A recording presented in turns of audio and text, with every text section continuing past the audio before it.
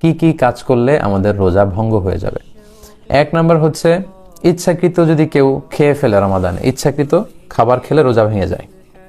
2 number হচ্ছে drinking intentionally, ইচ্ছাকৃত যদি কেউ ড্রিঙ্কস করে, পান করে, কোনো শরবত খেয়ে ফেলে, পানি খেয়ে ফেলে, জুস খেয়ে ফেলে, রোজা ভেঙে যাবে। 3 নাম্বার হচ্ছে যদি ফিজিক্যাল ইন্টারকোর্স করে দিনের বেলায়, হাজব্যান্ড ওয়াইফ যদি ফিজিক্যাল ইন্টারকোর্স করে তাহলে তাদের রোজা ভেঙে যাবে। এবং এই ইচ্ছাকৃত খাওয়া, পান করা এবং ফিজিক্যাল ইন্টারকোর্স করা এটা খুব ভয়ঙ্কর।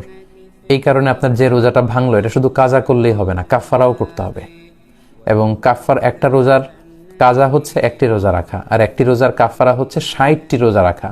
60, আই রিপিট, 60টি রোজা রাখা, এবং মোতাতালিয়ান, ধারাবাহিকভাবে, মাঝখানে কোনো গ্যাপ দেওয়া যাবে না। তো এটা খুবই বড় একটা থ্রেট শরিয়ার পক্ষ থেকে, এবং বড় একটা ওয়ার্নিং যারা রমাদানের রোজাকে ভঙ্গ করে।